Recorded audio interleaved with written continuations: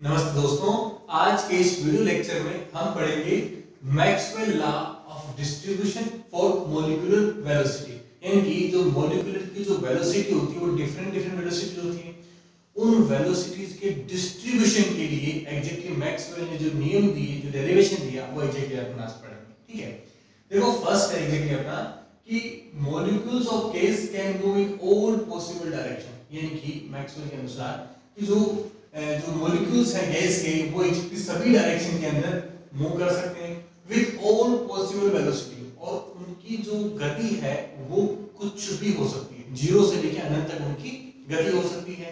तो एग्जैक्टली ये वाली जो पोस्टुलेट है वो काइनेटिक थ्योरी ऑफ गैस की पोस्टुलेट भी है। ठीक है, सेकंड देखो एग्जैक्टली कि number of gas molecules are large. यानी number of gas molecule large का मतलब क्या होगा, कोई भी अपन ने मान लिया वॉल्यूम वगैरह लिया, उस छोटे से बॉक्स में जो गैस के जो मॉलिक्यूल्स हैं वो एग्जैक्टली क्या होंगे, बहुत ज्यादा होंगे। ठीक है, and have a different velocity, और उनकी जो वेलोसिटी होगी वो भी क्या होगी, एग्जैक्टली डिफरेंट होगी उनकी। ठीक है, सो दैट इसलिए we study the distribution of velocity of among molecules, और उनकी वेलोसिटी अलग-अलग होने की वजह से हम एग्जैक्टली उनके डिस्ट्रीब्यूशन को एग्जैक्टली हम लोग पढ़ते हैं या उसको एग्जैक्टली फाइंड आउट करते हैं। तो एग्जैक्टली देखो कि जो मैक्सवेल, ये जो दोनों है वो एग्जैक्टली क्या है, काइनेटिक थ्योरी ऑफ गैस की जो एजिप्शियंस है। ठीक है, अब तो exactly Maxwell law of distribution of molecular velocity, तो एग्जैक्टली मैक्सवेल ने वेलोसिटी डिस्ट्रीब्यूशन के लिए क्या लॉ प्रोड्यूस किए या उन्होंने क्या नियम बनाए, वो एग्जैक्टली देखते हैं। फर्स्ट इसमें है कि according to this law, Maxwell के डिस्ट्रीब्यूशन लॉ के अकॉर्डिंग, ठीक है, the root mean square velocity, जो अपनी आरएमएस स्पीड होती है ना, आरएमएस रूट मीन स्क्वायर, जो आपकी वेलोसिटी या जो स्पीड होती है, ठीक है, of molecules in a definite velocity at constant temperature.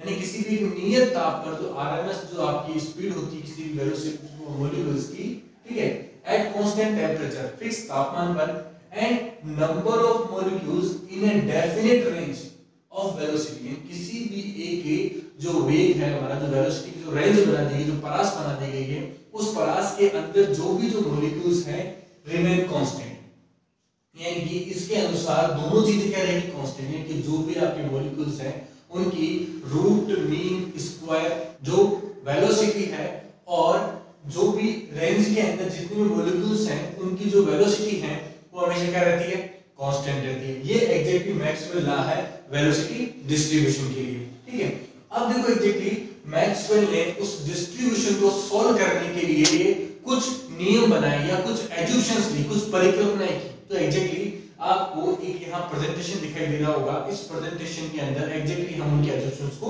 One by one पढ़ेंगे। तो एग्जैक्टली फर्स्ट एज्यूम्शन है the number of molecules in A finite volume of gas is very large. इसका मतलब होता है कि गैस के किसी परिमित आयतन में अणुओं की संख्या बहुत अधिक होती है। ठीक है, जो भी इन्होंने फिक्स आयतन लिया है उस आयतन में जो मॉलिक्यूल्स की संख्या है वो बहुत ही ज्यादा होती है। और आपकी जो दूसरी है वो एग्जैक्टली क्या है कि molecules are separated with a very large distance in comparison of their size and they are always in motion. यानी कि दूसरी जो है आपकी एज्यूम्शन है, उसका मतलब होता है कि जो अणु होते हैं वो बहुत दूर क्या होते हैं, सेपरेट होते हैं, मतलब वो दूर तक स्थित होते हैं। ठीक है, और वो हमेशा सतत गति करते हैं, मतलब लगातार क्या करते हैं, वो गति करते रहते हैं। ठीक है, आपकी तीसरी है all molecules of a gas are identical and can be assumed as a spherical rigid bodies of infinitesimal size। ठीक है, इसका मतलब है कि एक गैस के समस्त अणु समान होते हैं, ठीक है, तथा उन्हें अति लघु आकार के गोलाकार दृढ़ पिंडों के रूप में माना जा सकता है। मतलब क्या, उनको छोटे गोले के रूप में उनको एग्जैक्टली माना जा सकता है। ठीक है, आपकी नेक्स्ट वाली है कि except the state of collision the molecules does not exert force among themselves, thus in motion between the collision they move in a straight line। यानी कि इसका जो मीनिंग है वो एग्जैक्टली क्या होगा कि जब अणु टकराते हैं उसको छोड़ करके, केवल उस अवस्था को छोड़ करके वे एक दूसरे पर कोई बल नहीं लगाते। यानी कि पहला मॉलिक्यूल दूसरे मॉलिक्यूल पे कोई भी इंटरेक्शन नहीं करता, कोई भी बल नहीं लगाता। ठीक है, अतः अणु टक्करों के मध्य सीधी रेखा में गति करते हैं। अगर टक्कर नहीं होगी अगर, तो हमेशा किस तरह गति करेंगे, केवल सीधी रेखा में गति करेंगे। ठीक है, और जो आपका नेक्स्ट है the collision between the molecules and with the wall of container are perfectly elastic, so that the energy of gas is fully kinetic। यानी कि इसका मतलब हुआ कि अणुओं के एक दूसरे से तथा पात्र की दीवारों से संघटक पूर्णतः प्रत्यास्थ होते हैं। मतलब क्या होते हैं कि पार्टिकल्स जो होते हैं वो जो कंटेनर की दीवार है उससे वो टकराते हैं, लेकिन वहां पर जो कोलिजन यानी कि वहां जो टक्कर होती है वो पूर्णतः क्या होती है, प्रत्यास्थ टक्कर होती है। ठीक है, जो हमने अभी मैक्सवेल की 5 एजम्पशंस के बारे में हमने पढ़ा, तो एग्जैक्टली उन्हीं एजम्पशंस के बेसिस पर हम एग्जैक्टली जो हमारा नेक्स्ट डेरिवेशन करेंगे। ठीक है, अब देखिए exactly late assume number of molecules in unit volume of container is n। मान लिया मेरे पास कोई एक बॉक्स है जो डायग्राम दिख रहा होगा, इस बॉक्स के अंदर जो टोटल नंबर ऑफ पार्टिकल्स भी यूनिट वॉल्यूम के एकांक जो आपका आयतन होता है उसमें n है, मतलब स्मॉल n जो लिखा गया। ठीक है, तो उस यूनिट वॉल्यूम में टोटल नंबर ऑफ मॉलिक्यूल्स क्या आपके n है आपके। ठीक है, एग्जैक्टली देखो कि एट ए मोमेंट, किसी भी एक मोमेंट पर मॉलिक्यूल्स की जो वेलोसिटी है x y और z डायरेक्शन में वो रिस्पेक्टिवली क्या है आपकी u v और w है आपकी। ठीक है, आपको डायग्राम में दिख रहा होगा ठीक है आपको। अब देखो सिंपली अगर अपन इस डायग्राम को छोड़ करके हमारा सिंपल एक कोऑर्डिनेट डायग्राम देखते हैं, आप देखोगे दिख रहा होगा आपको।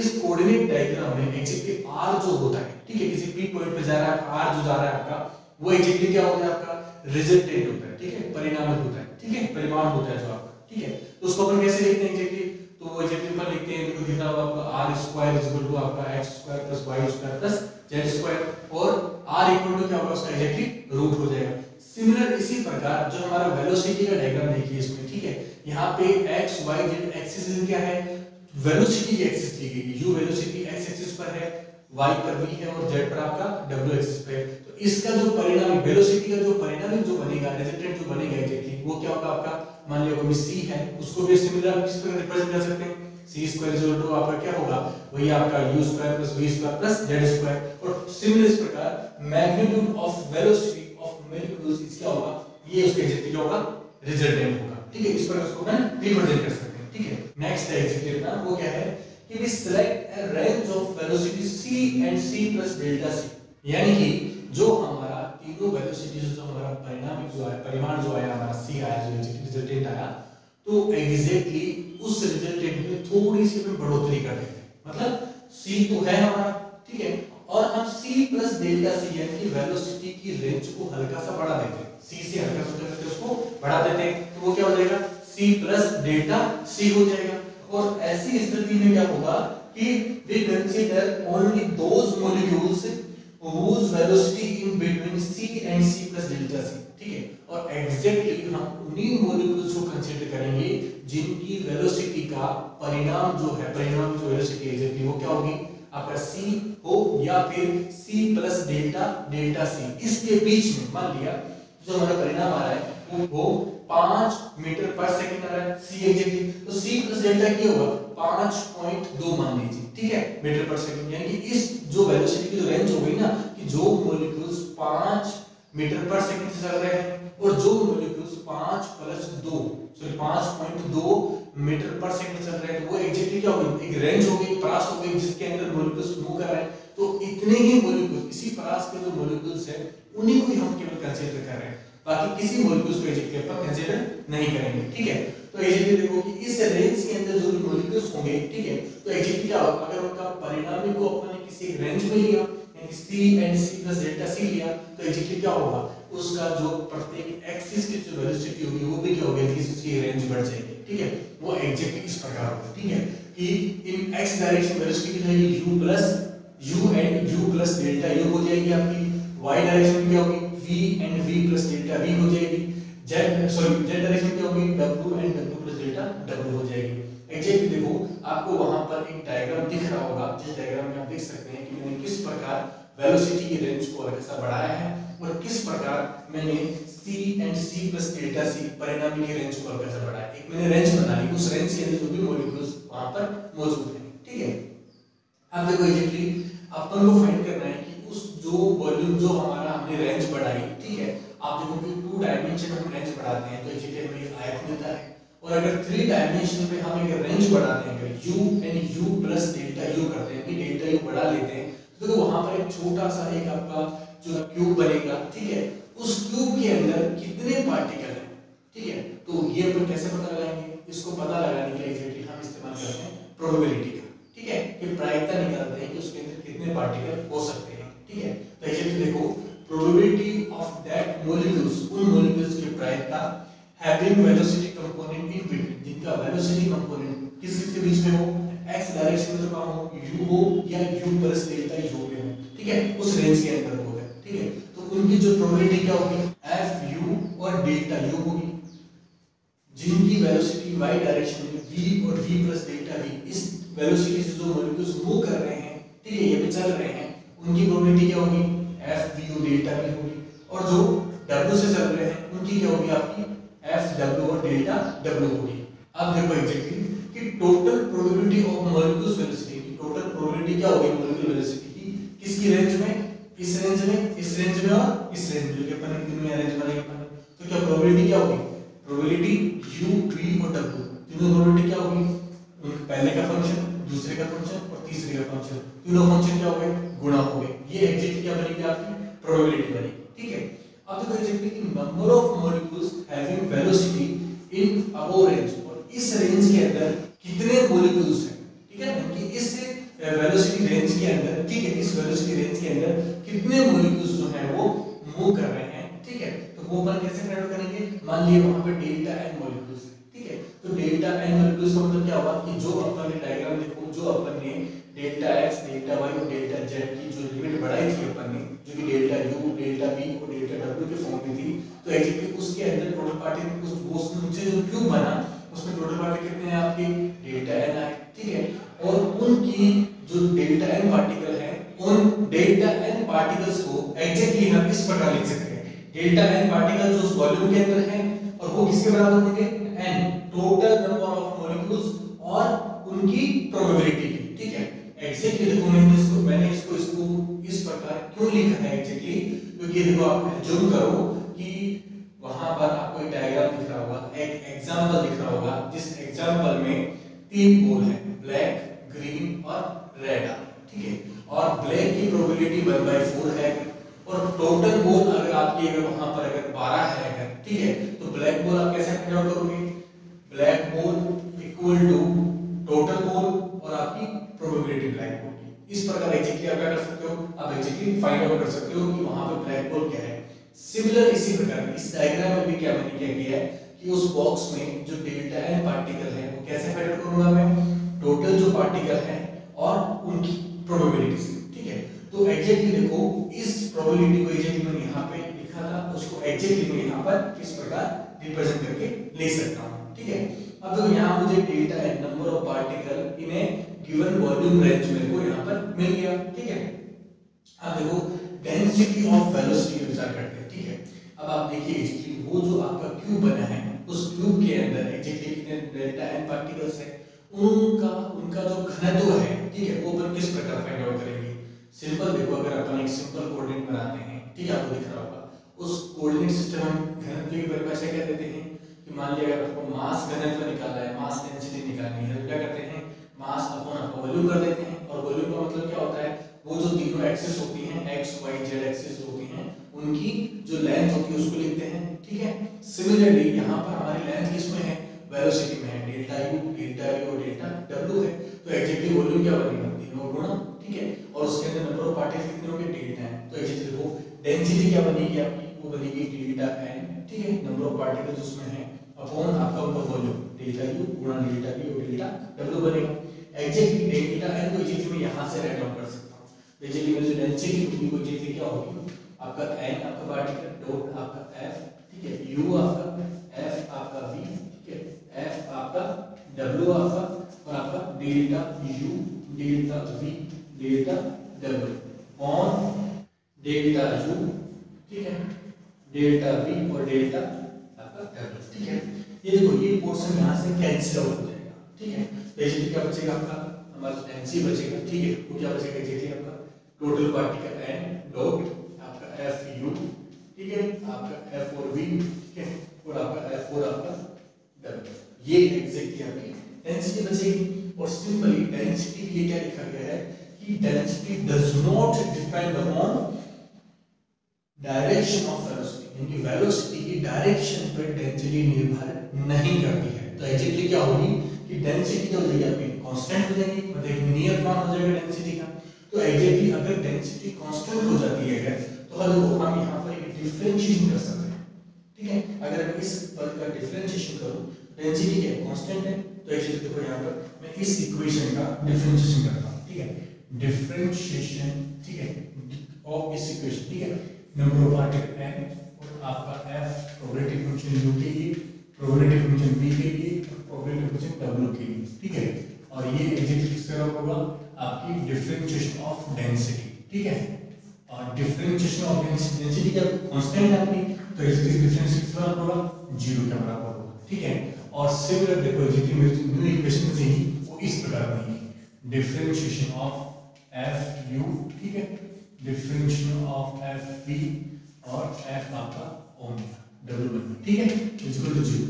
ये जो n है ना इसको एग्जैक्टली मैंने 0 में सेंड कर दिया, ठीक है। तो देखो यहाँ पर ये जो मेरी इक्वेशन बनी है इसका मैं डिफरेंशिएशन करता हूँ, ठीक है। जब मैं इसका डिफरेंशिएशन करूंगा सिंपल देखो एग्जैक्टली यहाँ पे मैं टोटल डिफरेंशिएशन कर रहा हूँ, ठीक है। तो पहले पद का मैंने डिफरेंशिएशन किया, ठीक है, टोटल डिफरेंशिएशन, और दोनों पद एग्जैक्टली मेरे कांस्टेंट बाहर रहेंगे, ठीक है। ये दोनों पद जो है मेरे वो एग्जैक्टली बाहर के लिए मैंने इस पद का मैंने डिफरेंशिएशन किया, ठीक है, वो भी टोटल डिफरेंशिएशन किया, ठीक है। प्लस अब अगली बार क्या होगा, ये वाला पद और ये वाला पद कांस्टेंट रह जाएगा, बाहर आ जाएगा, और इस वाले पद का टोटल डिफरेंशिएशन हो जाएगा, ठीक है। अगेन प्लस फिर इस वाले पद का डिफरेंशिएशन होना है, और बाकी दोनों पद क्या होंगे एग्जैक्टली बाहर हो जाएंगे, और डिफरेंशिएशन हो जाएगा दोनों पद से हो जाएगा आपके 0 के बराबर हो जाएगा, ठीक है। तो देखो ये जो हमें इक्वेशन मिली, ठीक है, डिफरेंशिएशन करने से, इस इक्वेशन को अगर मैं डिवाइड कर देता हूं किससे, इस वाले फंक्शन से, ठीक है। Function probability function of u v और w, जो इससे अगर मैं इस फंक्शन को डिवाइड करता हूं अगर मैं, तो आपको देखो पहली वाली इक्वेशन डिवाइड क्या होगा आपका v और w का जो फंक्शन होगा वो जगह क्या होगा कैंसिल आउट हो जाएगा, ठीक है। और बचेगा क्या 1 अपॉन f u बचेगा, 1 अपॉन f u, और यहाँ पे ये वाला फंक्शन, ठीक है, partial differentiation of function u upon with respect to u और डेल्टा u, ठीक है। सिमिलर यहाँ पर क्या होगा v वाला फंक्शन बचेगा, सिमिलर यहाँ पे w वाला फंक्शन बचेगा, और किसके बराबर होंगे 0 के बराबर होंगे। तो एग्जैक्टली यहाँ तक हमें हमारी एक इक्वेशन मिल गई, ठीक है।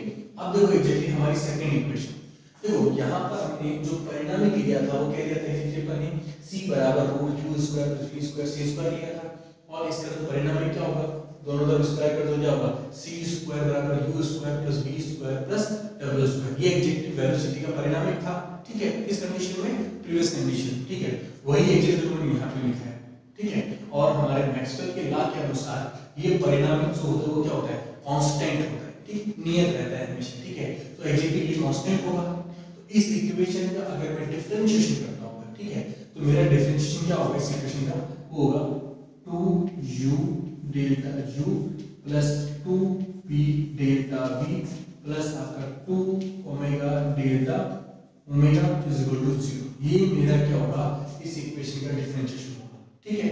और एग्जैक्टली यहां से 2 सम में कॉमन लेके इसे मैं उधर 0 की तरफ डिवाइड करके भेज देता हूं। मेरी इक्वेशन क्या बनेगी u delta u plus v delta v plus आपका w और डेल्टा w इस दोनों क्या बनेगा 0 बनेगा।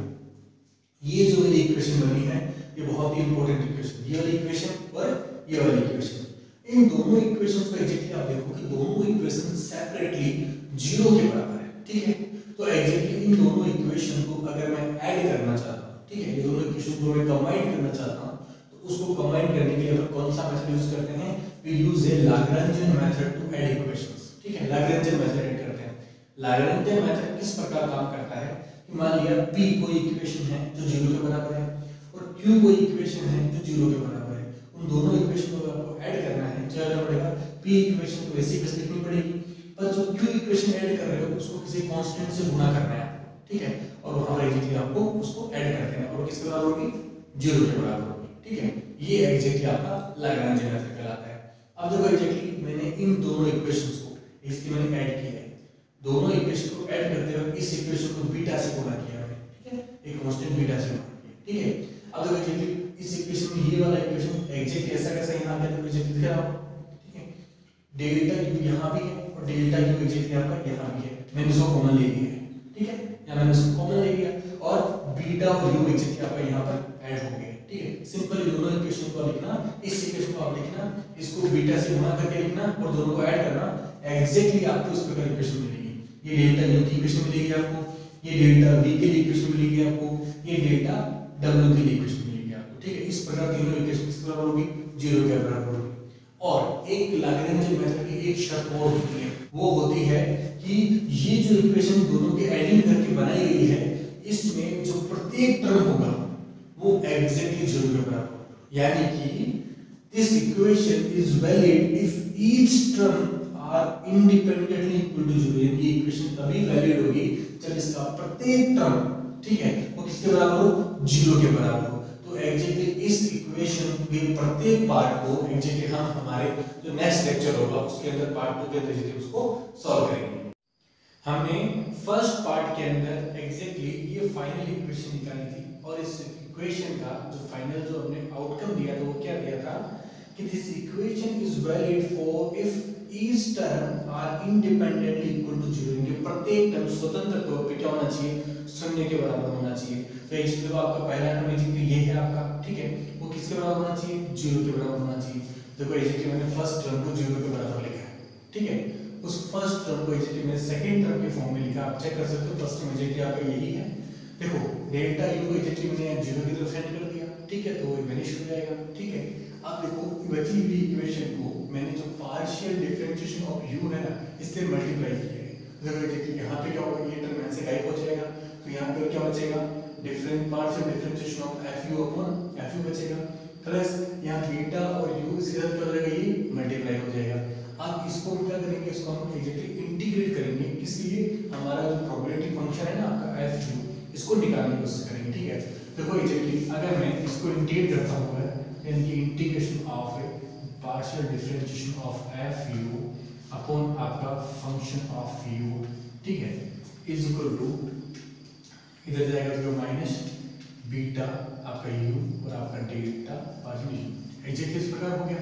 अब इसका अगर मैं इंटीग्रेशन करता हूँ एग्जैक्टली तो मुझे इंटीग्रेशन क्या मिलेगा आपका, इसका इंटीग्रेशन क्या मिलेगा आपका log, ठीक है, और आपका f, ठीक है, u, ठीक है, एग्जैक्ट आपका ये इंटीग्रेशन मिलेगा आपको, ठीक है इसका। और जब मैं इधर इंटीग्रेशन करूँ क्या होगा, माइनस बीटा एक कांस्टेंट है और इसका डिफरेंशिएशन क्या होगा, u का स्क्वायर, ठीक है, एग्जैक्ट होगा, और आपका क्या होगा, एग्जैक्ट आपका 2 हो जाएगा। इस प्रकार की इसका इंटीग्रेशन मिलेगा, प्लस एडिशन मुझे कोई भी कांस्टेंट a मिलेगा, ठीक है। मैंने क्या किया, यहाँ पर जो कांस्टेंट a है इस कांस्टेंट को log स्मॉल a ले लिया, ठीक है। ये एग्जैक्टली मैंने अपनी मर्जी से माना है ताकि मैं इस इंटीग्रेशन को सॉल्व कर सकूं, ठीक है। अब देखो एग्जैक्टली इस a की वैल्यू पुट करूंगा, यहाँ पर देखो एग्जैक्टली क्या होगा, log, ठीक है, आपका f u होगा आपका, एग्जैक्टली ये वाला a जो इसकी वैल्यू ये होगी, इसको एग्जैक्टली मैंने इधर सेंड कर दिया, ये क्या होगा, माइनस हो जाएगा आपका log, और एग्जैक्टली क्या हो जाएगा, ये हो जाएगा, इक्वल टू क्या होगा, माइनस बीटा अपॉन आपका 2 और आपका u स्क्वायर होगा। अब देखो एग्जैक्टली ये जो प्रॉपर्टी है, आपने एक प्रॉपर्टी नोट की होगी कि log x minus log y equal to क्या होता है, log x अपॉन आपका y होता है, ठीक है। ये एग्जैक्ट प्रॉपर्टी होती है, इसी को एग्जैक्टली मैं यहाँ यूज करता हूँ, मुझे क्या मिलेगा, इन लॉगिंग मिलेगा और एग्जैक्ट क्या मिलेगा आपका f आपका u अपॉन आपका a मिलेगा इसको, ठीक है, इक्वल टू क्या मिलेगा मुझे, माइनस बीटा अपॉन 2 और आपका u स्क्वायर मिलेगा, ठीक है। अब देखो इस log को इसके इधर सेंड कर सकता हूं, ठीक है। अगर log को इधर सेंड करूं तो क्या होगा, इसलिए यहां पे क्या होगा, f u और आपका अपॉन आपका a होगा, इक्वल टू यहां आ जाएगा आपका e की पावर माइनस बीटा अपॉन 2 और आपका u स्क्वायर, ठीक है, एग्जैक्ट हो गया। इसको एग्जैक्टली इस प्रकार लिख सकता हूं केवल f u की फॉर्म में, ठीक है, f u इक्वल टू आपका कांस्टेंट a इधर मल्टीप्लाई हो जाएगा और e की पावर माइनस, ठीक है, बीटा अपॉन 2 और आपका u स्क्वायर हो जाएगा। तो एग्जैक्टली मुझे ये पहला फंक्शन मिला, क्लियर हुआ आपको, ठीक है। अब सिमिलरली अगर मैं सेम ये वाली इक्वेशन जो है, जो किसकी है, v की इक्वेशन है, इसको भी अगर मैं इंडिपेंडेंटली इस प्रकार पूरा सॉल्व करूंगा तो मुझे जो फाइनल आउटकम मिलेगा वो एग्जैक्टली मैं डायरेक्ट पुट कर रहा हूं, ठीक है। आप इसको सॉल्व करके देखिए ना, जो आएगा वो आएगा एग्जैक्टली f आपका v, ठीक है, वो एग्जैक्टली आपका क्या आएगा, कांस्टेंट a तो e की पावर माइनस, ठीक है, बीटा अपॉन 2 और आपका v स्क्वायर, ये एग्जैक्टली अपन क्या सॉल्यूशन मिलेगा बेसिकली में इस फंक्शन का सॉल्यूशन मिलेगा। सिमिलरली हम इस फंक्शन का सॉल्यूशन निकालेंगे तो उसका जो सॉल्यूशन होगा वो मैं यहाँ पुट कर देता हूँ, वो क्या होगा f आपका w इज इक्वल टू आपका e, ठीक है, e की पावर माइनस बीटा अपॉन 2 और आपका जो है वो ओमेगा स्क्वायर। ये एग्जैक्टली क्या होगा, मुझे तीसरा फंक्शन फाइंड आउट होगा, ठीक है। तो एग्जैक्टली मैंने क्या किया, तीनों फंक्शंस को एग्जैक्टली मैंने 1 बाय 1 एग्जैक्टली क्या मैंने सॉल्व कर लिया और एग्जैक्टली तीनों फंक्शन को सॉल्व करने के बाद मेरे को एक फाइनल आउटकम मिलता है। तो फाइनल क्या मिलता है एग्जैक्टली आपने देखा होगा कि एग्जैक्टली मैं तीनों को गुणा करके लिखता हूँ, 1 बाय 2 गुणा करके लिखता हूँ मैं, और आपने देखो एग्जैक्टली डेल्टा सॉरी डीएनसी यानी जो आपका आपने कोई डायग्राम देखा था, इस डायग्राम के अंदर जो आपका वॉल्यूम बना था उस वॉल्यूम के अंदर जो नंबर ऑफ पार्टिकल्स थे वो कितने थे, डेल्टा एनसी पार्टिकल्स थे आपके, ठीक है। और डेल्टा एनसी पार्टिकल में किस प्रकार लिखा था आपको फॉर्मूला दिखाई दे रहा है, उसके अंदर जो FU FV और जो FW है वो एग्जैक्टली अपन यहाँ फाइंड आउट किए हैं, ठीक है। और वहां पर उसकी वैल्यू को पुट करने पर हमें क्या फाइंड आउट होगा, हमें डेल्टा एन फाइंड आउट होगा, ठीक है। तो ये मैं लिख देता हूँ, जो हमारा डेल्टा एन होगा, ठीक है, वो एग्जैक्टली क्या होगा, वो इन तीनों फंक्शंस का मल्टीप्लाई होगा, देखो a मतलब आपका a की क्यूब होगा, ठीक है, a की क्यूब। ये तीनों फंक्शन जो है वो एग्जैक्टली लिखे जाएंगे, तो तीनों क्या है, तीनों एक्सपोनेंशियल में है, तो इनके बेस सेम है, तो इनकी सारी घातें क्या हो जाएगी, क्योंकि जुड़ जाएंगे। तो एग्जैक्टली फंक्शन इस प्रकार लिखा जाएगा, e की power minus beta upon 2 cos ये तीनों जो है आपके जुड़ जाएंगे, ठीक है। आपका u स्क्वायर प्लस आपका v स्क्वायर प्लस आपका omega square sorry w square, और एग्जैक्टली वो वहां पर मल्टीप्लाई में क्या है, आपकी मल्टीप्लाई में है आपका डेल्टा u डेल्टा v और डेल्टा w। इस प्रकार एग्जैक्टली जो है हमारा पूरा जो है वो डेल्टा n की वैल्यू क्या होती है में फाइंड आउट होती है। एग्जैक्टली देखो वहां पर उसी टाइम पर हमने एक कॉन्सेप्ट और फाइंड आउट किया था, वो क्या किया था अपने प्रोबेबिलिटी का फाइंड आउट किया था।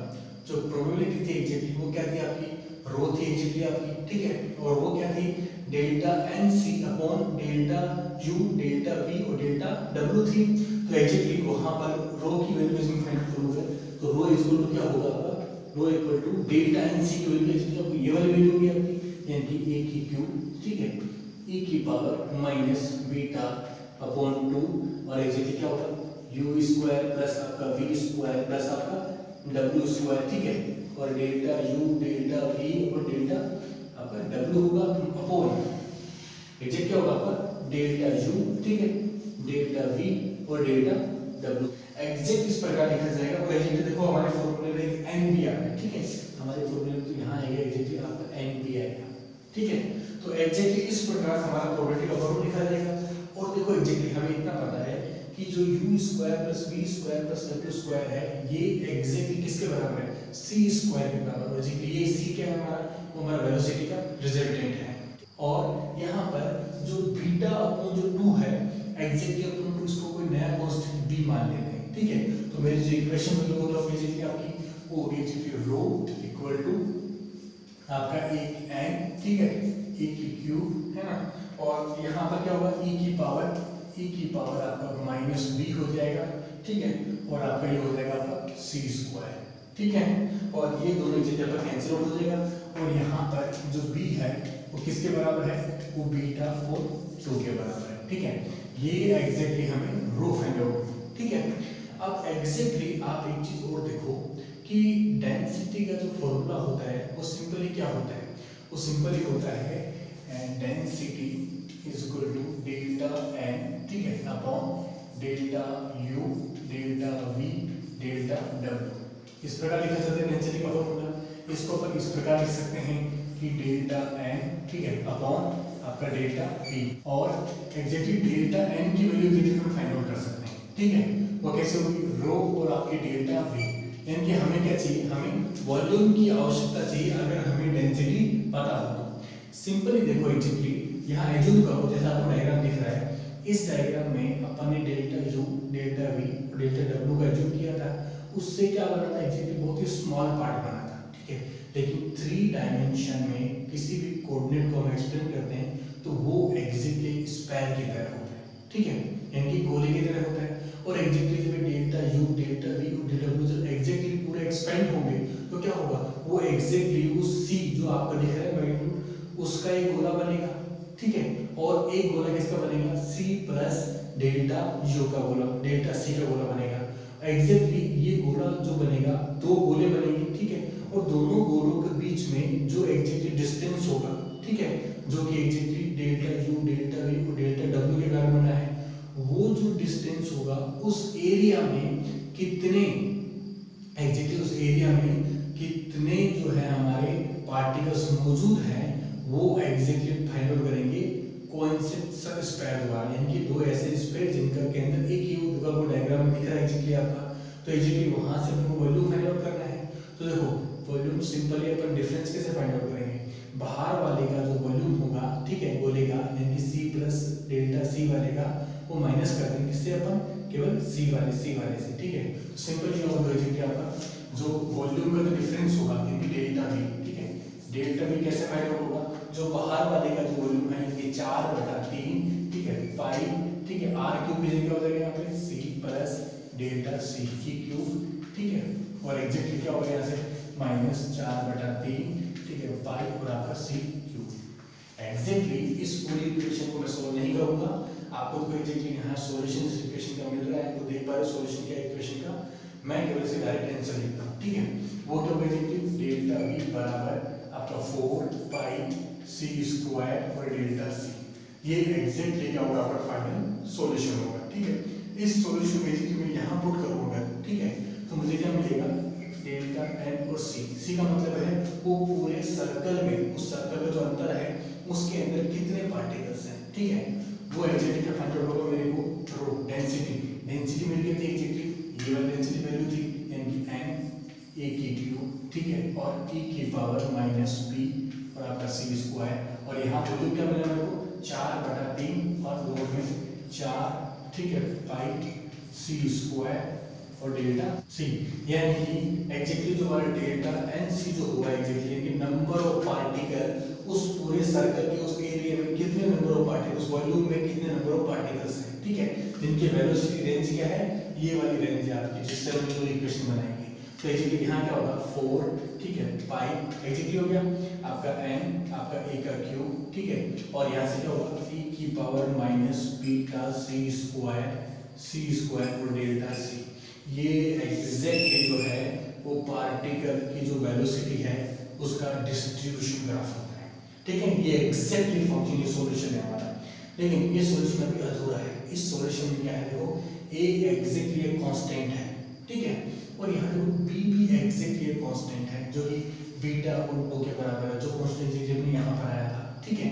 तो एग्जैक्टली हम 1 बाय 1 इनकी वैल्यूज को फाइंड आउट करना करेंगे, ठीक है। तो फर्स्टली हम वैल्यू फाइंड आउट करते हैं फॉर कांस्टेंट a, ठीक है, फॉर कांस्टेंट a, ठीक है। तो इस a को फाइंड आउट करने के लिए एग्जैक्टली क्या करूंगा, इस पूरे जो हमारा फंक्शन है इसका इंटीग्रेशन करूंगा, ठीक है, और इसका जो इंटीग्रेशन होगा वो किसके रेस्पेक्ट में होगा, डेल्टा सी के रेस्पेक्ट में होगा। सी यहाँ पर क्या है, पार्टिकल की वेलोसिटी का जो है वो रिजल्टेंट है, ठीक है, और पार्टिकल की वेलोसिटी का रिजल्टेंट है वो एग्जैक्टली कहाँ से करेंगे, पार्टिकल की वेलोसिटी कहाँ से कहाँ वेरी कर सकती है, 0 से लेकर के इनफाइनाइट तक वेरी कर सकती है, ठीक है। तो एग्जैक्टली देखो यहाँ पर एन, ठीक है, इक्वल टू एन सी, ठीक है, इंटीग्रेशन सी इक्वल टू 0 से लेके सी इक्वल टू इनफाइनाइट और डेल्टा एन और सी, यानी डेल्टा एन सी का जो इंटीग्रेशन होगा वो क्या होगा, चाहिए था एन सी होगा, ठीक है, और इक्वल टू है ना इस पूरे पार्ट का इंटीग्रेशन होगा, ठीक है। तो यहाँ पर 4 पाई एन ए क्यूब, ये जो कांस्टेंट है यानी ये बाहर आ जाएगा 4 पाई एन और आपका ए क्यूब ए क्या हो जाएगा बाहर आ जाएगा, और ये पोर्शन इंटीग्रेशन में आएगा यानी कि c की वैल्यू 0 से लेकर c की वैल्यू इनफाइनाइट तक, ठीक है, और वो क्या होगी एक्सपोनेंशियल -b आपका c स्क्वायर और आपका c स्क्वायर और आपका डेल्टा c, ठीक है। एग्जैक्टली इसका हमें इंटीग्रेशन करना है। अब देखो एग्जैक्टली ये पूरा इंटीग्रेशन किसके बराबर है, ठीक है। तो देखो एग्जैक्टली यहाँ से क्या होगा आपका n इक्वल टू ये पूरा कांस्टेंट आएगा 4 पाई, ठीक है, आपका n, ठीक है, a की क्यूब, ठीक है। अब देखो एग्जैक्टली ये वाला इंटीग्रेशन, ठीक है, एग्जैक्ट देखो ये असल में एक स्टैंडर्ड इंटीग्रेशन होता है, ठीक है, मैं इस स्टैंडर्ड इंटीग्रेशन को एग्जैक्टली मैं लिख देता हूँ, इसको एग्जैक्टली इस प्रकार लिख सकते हैं, है ना, कि इंटीग्रेशन 0 से लेके इनफाइनाइट, ठीक है, और e की पावर माइनस b और आपका जो है वो x स्क्वायर और आपका x स्क्वायर और डेल्टा c, ठीक है। ये एग्जैक्टली एक स्टैंडर्ड इंटीग्रेशन है। आपको तो एग्जैक्टली एक टेबल दिखाई दे रही होगी, ठीक है। इस प्रकार के इंटीग्रेशन के लिए टेबल बनाई गई है। इस टेबल में एग्जैक्टली n यानी कि जो n की जो वैल्यू है उससे पता लगता है कि इंटीग्रेशन की वैल्यू क्या होगी। अगर इस टेबल से अगर आप इसका इंटीग्रेशन देखें एग्जैक्टली तो वो क्या होगा, वो एग्जैक्टली होगा 1/4, ठीक है ना, और पाई, ठीक है, अपॉन आपका कांस्टेंट आपका b, ठीक है, और एग्जैक्टली इसकी पावर 1/2 और एग्जैक्टली क्यूब होगा। ये एग्जैक्ट इसका स्टैंडर्ड इंटीग्रेशन है, ठीक है, और एग्जैक्टली यही वैल्यू अगर हम इसके c पर अप्लाई करें यानी कि इंटीग्रेशन ऑफ 0 से लेकर इनफाइनाइट e की power minus b c square और डेल्टा c, एग्जैक्टली यहाँ डेल्टा x होगा, ठीक है, इनकी x के रेस्पेक्ट में इंटीग्रेशन होगा, ठीक है। यहाँ c के रेस्पेक्ट में हो रहा है तो एग्जैक्टली क्या होगा, आपका सेम वही वैल्यू आएगा 1/4 आपका पाई अपॉन b का क्यूब, ठीक है, एग्जैक्टली आपका 1/2 होगा। क्लियर हुआ। ये इंटीग्रेशन की जो डायरेक्ट वैल्यू है वो एग्जैक्टली मैं यहाँ पुट करूँगा, ठीक है। तो एग्जैक्टली वैल्यू क्या होगी एग्जैक्टली आपकी, वो होगी 1/4 पाई अपॉन आपका b की क्यूब, ठीक है, इसको 1/2 होगा। क्लियर हुआ। अब तो एग्जैक्टली यहाँ से 4 से यहाँ 4 कैंसिल हो जाएगा, n से एग्जैक्टली आपका n कैंसिल हो जाएगा, आपका यहाँ क्या बचेगा, पाई बचेगा और एक ही क्यूब बचेगा। तो एग्जैक्टली यहाँ बचेगा आपका, ठीक, इधर क्या बचेगा 1 बचेगा आपका, इधर क्या बचेगा आपका पाई, ठीक है, और आपका एक ही क्यूब, और कोष्टक में क्या बचेगा एग्जैक्टली आपका, यहाँ क्या बचेगा आपका रूट और पाई, ठीक है, पाई की पावर 1/2 और अपॉन में क्या बचेगा एग्जैक्टली b की पावर 3/2 एग्जैक्टली बच गया। अब देखो एग्जैक्टली मुझे a की वैल्यू निकालनी है, देखो एग्जैक्टली यहाँ पर कि a के क्यूब है ना इक्वल टू क्या होगा एग्जैक्टली, ये सारा कुछ उधर चला जाएगा, ये कहाँ जाएगा एग्जैक्टली b की पावर, ठीक है, 3/2 है ना, ये ऊपर चला गया। अब देखो पाई की पावर 1 और पाई की 1/2, तो ये देखो इधर यहाँ पर क्या होगा एग्जैक्टली पाई की पावर 1 और पाई की पावर 1/2, दोनों के बेस सेम है तो हाथ तो लगे तो जुड़ जाएगी, यानी कि पाई 1 + 1/2, ठीक है। ये एग्जैक्टली क्या होता है आपका 3/2 होता है, ठीक है। तो एग्जैक्टली यहाँ पे क्या होगा एग्जैक्टली वो नीचे आ जाएगा, यानी कि पाई की पावर 3/2 और यहाँ क्या बचा आपका एग्जैक्टली ये हो गया एग्जैक्टली आपका, है ना। यहाँ से देखो एग्जैक्टली क्या होगा, यहाँ से भी फाइंड आउट होता है कि जो e की क्यूब होगी, ठीक है, वो किसके बराबर होगी, b/पाई की पावर 3/2 के, ठीक है। अब दोनों साइड जो है वो √3 करने पर, ठीक है, इधर भी 3 की पावर कैंसिल करता हूँ, इधर की 3 की पावर से, ठीक है, ये 3 की पावर कैंसिल होगी 3 की पावर से, तो यहाँ क्या बचेगा a = वहाँ बचेगा b/पाई की पावर 1/2, यानी कि जो आपकी a की वैल्यू आएगी वो क्या है आपकी √b/ आपका पाई है, ठीक है। इस प्रकार एग्जैक्टली अपन ने इस पूरे फंक्शन में a की वैल्यू एग्जैक्टली अपन ने फाइंड आउट कर लिया, ठीक है। अब देखो एग्जैक्टली जो हमारी कांस्टेंट बच गया, b हमारा कांस्टेंट बच गया, इसकी वैल्यू हमें एग्जैक्टली फाइंड आउट करनी है। इसकी वैल्यू एग्जैक्टली हम हमारे नेक्स्ट लेक्चर में फाइंड आउट करेंगे।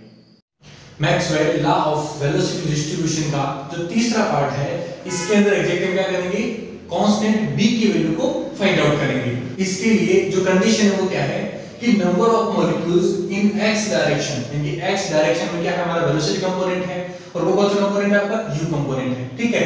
Direction having velocity range in between u and u + delta u, ठीक है। एक रेंज ले ली कि u और u + डेल्टा u रेंज में ये जिनके नंबर ऑफ पार्टिकल्स क्या होंगे इस रेंज के अंदर।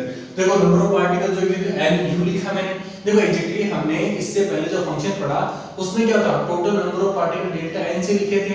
इसके अंदर क्या था, तीनों फंक्शन थे, x के, y के और z के, यानी कि u, v और w तीनों के फंक्शन थे। पर यहाँ हम केवल एक ही डायरेक्शन को कंसीडर कर रहे हैं, तो एग्जैक्टली फंक्शन होगा हमारा nu = n और आपका ये प्रोबेबिलिटी फंक्शन, ठीक है, और इसकी वैल्यू एग्जैक्टली इस प्रकार डिस्क्राइब की जाएगी। तो एग्जैक्टली ये फंक्शन लिखने के बाद हम एक कंडीशन और लगाते हैं, कंडीशन क्या लगाते हैं कि pressure exert by molecules on wall normal to x axis, यानी कि देखो हमारे पास एक कंटेनर है जिसकी दो दीवारें इस प्रकार है, ठीक है, अब देखो एग्जैक्टली कोई भी पार्टिकल जो है वो जो मोमेंटम लेके आएगा, जो संवेग लेके आएगा, वो क्या होगा, मास और उसकी वेलोसिटी होगा। और वो x डायरेक्शन में मूव कर रहा है तो उसकी वेलोसिटी क्या होगी, u इसकी वेलोसिटी होगी। तो उसकी मोमेंटम क्या होगा, m और u होगा जब वो पार्टिकल दीवार की तरफ जा रहा होगा। और जब वो दीवार पे टकराने के बाद जब वापस वो दीवार से लौट के जा रहा होगा तो प्रत्यास्थ टक्कर होगी, उसमें क्या मोमेंटम का नुकसान नहीं होगा। और जो उसका क्या होगा, वही मोमेंटम रहेगा, बस क्या होगा, उसकी डायरेक्शन चेंज हो जाएगी। तो माइनस जो है वो क्या शो करता है, अपोजिट डायरेक्शन को शो करता है। तो एक्चुअली टोटल मोमेंटम क्या होगा, वो होगा इनिशियल माइनस फाइनल। ठीक है, तो देखो मोमेंटम वो क्या होगा, इनिशियल मोमेंटम mu माइनस का क्या होगा, फाइनल मोमेंटम। तो एक्चुअली हमें इस कैपिटल मिलेगा 2mu इसका टोटल मोमेंटम मिलेगा। ठीक है, अब देखिए एक्चुअली मोमेंटम के लेके हमारा एक लॉ होता है न्यूटन का सेकंड लॉ। वो क्या होता है एक्चुअली कि चेंज इन मोमेंटम पर कोलिजन, क्योंकि प्रत्येक कोलिजन में जो मोमेंटम जो चेंज होगा वो किसके बराबर होगा, वो एक्चुअली होगा टोटल मोमेंटम। ठीक है, और नंबर ऑफ मॉलिक्यूल्स कोलाइडिंग पर सेकंड यूनिट एरिया, यानी कि नंबर ऑफ टोटल मोमेंटम जो पार्टिकल्स आ रहे हैं उनका टोटल मोमेंटम, ठीक है, वो इस दीवार पे टकरा रहा है और वो जितने एरिया पे टकरा रहा है वो होगा यूनिट एरिया। ठीक है, तो एक्चुअली आपका यूनिट एरिया क्या होगा, u डॉट n यानी नंबर ऑफ पार्टिकल्स। ठीक है, और वो जिस वेलोसिटी से आ रहे हैं वो एक्चुअली क्या होगा, उसका एरिया होगा, वो भी क्या होगा, यूनिट एरिया होगा। ठीक है, अब देखो एक्चुअली आपका जो मोमेंटम जो लिखा गया है, ठीक है, मोमेंटम किस पर लिखा गया है, total momentum into 2m total momentum. ठीक है, और यूनिट एरिया, ठीक है, वो एक्चुअली क्या होगा आपका पर कोलिजन में पर सेकंड क्या होगा आपका u डॉट nu होगा। वो देखो u डॉट nu लिखा गया है, यानी कि एग्जैक्टली ये अपनी इक्वेशन मिली अपने को। अब देखो एग्जैक्टली हमें एक रिलेशन पता है, वो क्या पता है कि change in momentum with respect to time वो किसके बराबर होता है, एग्जैक्टली आपके फोर्स के बराबर होता है।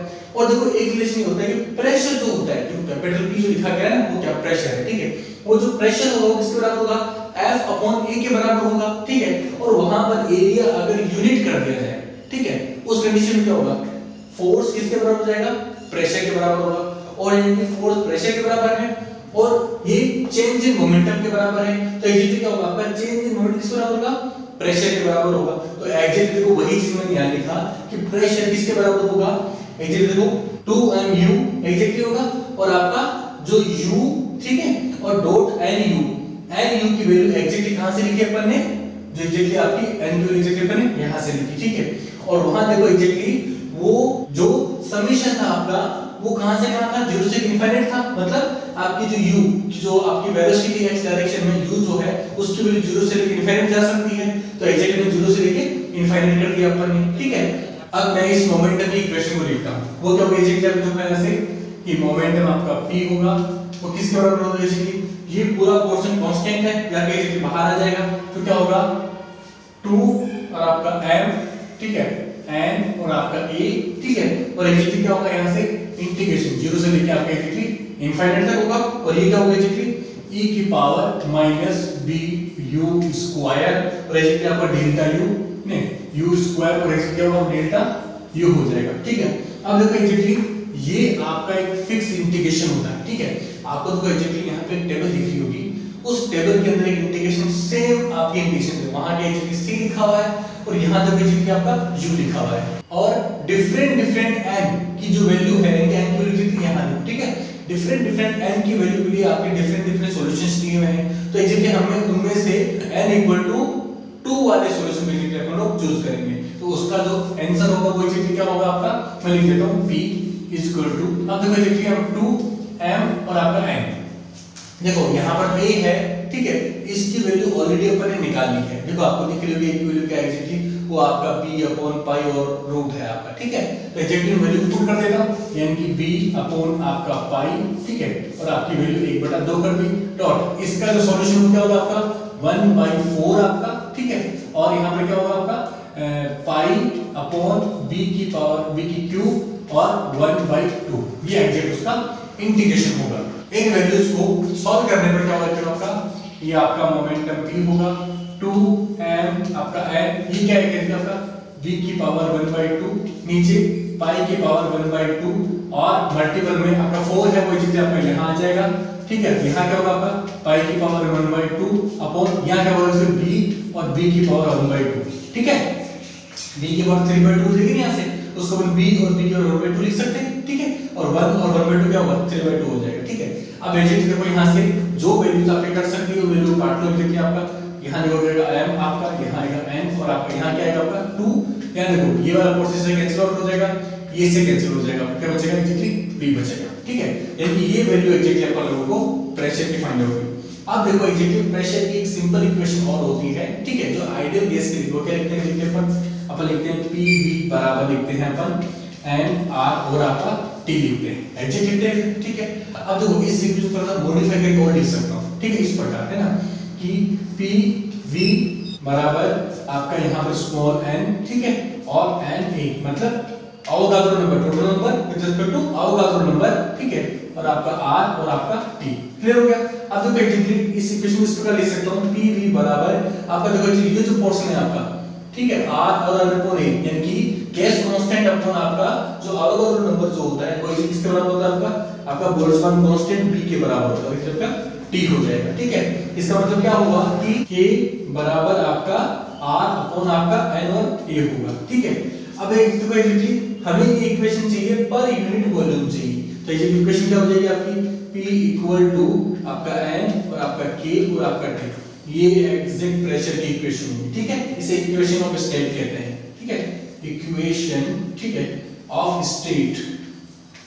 अब देखो एग्जैक्टली अब आप देखो इन दोनों इक्वेशन को इक्विवेलेंट करने का, ठीक है, तो देखो एग्जैक्टली इस इक्वेशन को इक्विवेलेंट करता हूं तो क्या होगा आपका n आपका k आपका t बराबर किसका होगा आपका m और आपका n अपॉन आपका 2 और b होगा, ठीक है। यहां से एग्जैक्टली आप b की वैल्यू को निकाल सकते हो, ठीक है। आपका जो b की वैल्यू क्या आएगी एग्जैक्टली b बराबर एग्जैक्टली आपका आएगा यहां से m, ठीक है, और आपका n, ठीक है, और आपका तो एग्जैक्टली आपका n यहां से यहां कैंसिल हो जाएगा, ठीक है, तो आप इसलिए आप n को हटा सकते हो, ठीक है।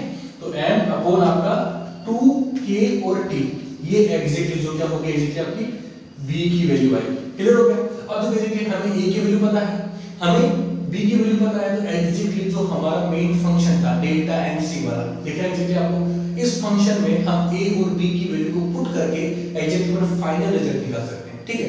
देखो एग्जैक्टली डेल्टा nc जो था आपका वो क्या था एग्जैक्टली 4 पाई, ठीक है, 4 पाई और एग्जैक्टली आपका जो भी है, ठीक है, n, ठीक है, a की क्यूब e की पावर माइनस b और b आपका c स्क्वायर और एग्जैक्टली आपका यहां भी c स्क्वायर और डेल्टा c, ये एग्जैक्टली आपका फंक्शन था। इसमें a की और b की वैल्यू को एग्जैक्टली पर पुट कर देते हैं, ठीक है। देखो यहां क्या होगा डेल्टा n c, ठीक है, इज इक्वल टू आपका 4 पाई आपका n, ठीक है, और a की क्यूब, ये क्या था एग्जैक्टली आपका वो था आपका तो यहां से पुट किया, ठीक है, b अपॉन पाई, ठीक है, और उसकी पावर जब यहां क्या थी 1/2 थी तो यहां क्या हो गया 3/2 हो गई, ठीक है।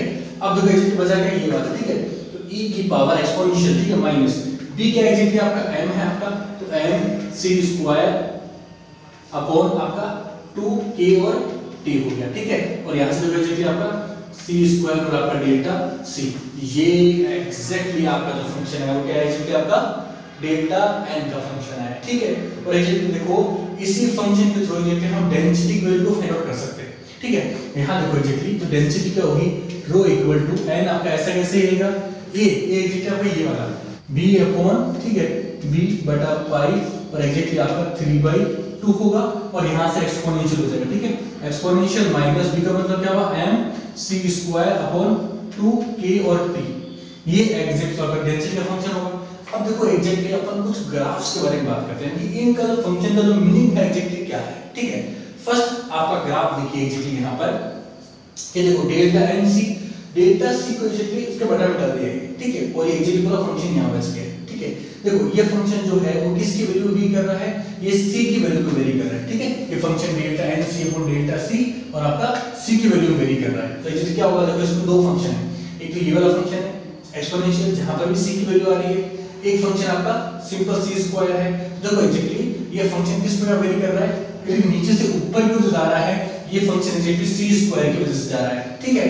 और बाद देखो एक पीक पकड़ने में जो फंक्शन वापस जो नीचे आ रहा है वो एग्जैक्टली एक्सपोनेंशियल की वजह से आ रहा है, ठीक है। दोनों कॉम्बिनेशन से एग्जैक्टली फंक्शन बना। इस फंक्शन में देखो एग्जैक्टली मैंने जो रेंज ली थी c and c plus delta c की जो वेलोसिटी रेंज ली थी वो क्या थी एग्जैक्टली मान लिया यहां 0 से वेलोसिटी स्टार्ट हुई और कोई भी पॉइंट ये वाला पॉइंट था एग्जैक्टली, ठीक है। इस पॉइंट तक हमारी वैल्यू कितनी है, c हमारी वैल्यू है, और ये अपने डेल्टा c रेंज में थोड़ा सा बढ़ाया, तो इसलिए आपका डेल्टा c है आपका, और यहां से यहां तक कितना होगा आपका c प्लस डेल्टा c होगा। तो इसलिए उन्होंने डेल्टा c का जो मैंने एरिया कवर किया, ये एरिया शो करता है कि number of particle in this area, ठीक है। और एग्जैक्टली देखो जो आपका सेकंड है आपका, हमने अगर डेंसिटी पे बहुत फोकस किया था, ठीक है, हमने डेंसिटी भी निकाली हमने, तो डेंसिटी का फार्मूला कितनी स्प्रेडर ड्राइव हुआ, ठीक है। उस फार्मूले को अगर अपन अगर ड्राइव करें अपन अगर, ठीक है, तो क्या होगा बेसिकली ये फंक्शन जो है वो किस पे डिपेंड करता है, एक्सपोनेंशियल पे डिपेंड करता है, ठीक है। इसकी वजह से क्या होगा, ये लगातार कंटीन्यूअस क्या करेगा, गिरेगा विद रिस्पेक्ट टू c।